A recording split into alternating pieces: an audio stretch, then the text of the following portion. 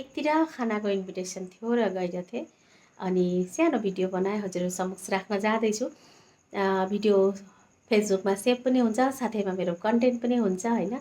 अनि गएर आयौँ, त्यसैको सानो भिडियो हजुरहरूसित सेयर गर्न जाँदैछु। राम्रो रिजल्ट भएको लागि खाना खान बोलाएको थियो डिनरको लागि र गइरहेको थियौँ। हेर्नु न गामुसाले कति मजाले आदर सम्मान गर्छन्, कति राम्रो लाग्छ टिचरहरूलाई। हामीलाई पनि गएर राम्रो लाग्छ हैन।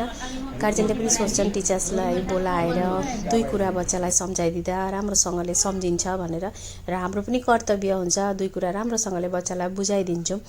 आमा बाउले कति सोच्नुहुन्छ नि, हामीलाई पनि कति कष्ट गरेर पढाइ लेखाइ गर्नुभयो र आज आफ्नो खुट्टामा उभिनेसम्म बनाउनु भयो। उहाँहरूको कष्टको फल जति पनि दिन सकिन्छ कि सकिँदैन जस्तो लाग्छ। अनि बाउआमालाई त सधैँ आफ्ना छोराछोरीको टेन्सन हुन्छ, दुई कुरा टिचरले आएर बुझाइदिए भने बुझ्छ भन्ने खालको हुन्छ र बोलाउँछन् होला हैन। राम्रो लाग्छ तर गएर राम्रोसँगले भव्य तरिकाले खाना खुवाए, मासे माङ्खै कठाल सठाल अचार सचार गरेर राम्रो थियो। धेरै राम्रो लाग्यो आफूलाई पनि।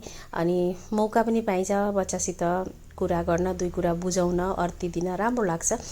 अनि हेर्नु न यसरी नै सबैजना बसेथ्यौँ। यही हो स्टुडेन्ट चाहिँ, हेर्नु होला। भिडियो कस्तो लाग्यो कमेन्ट गर्नु है ल।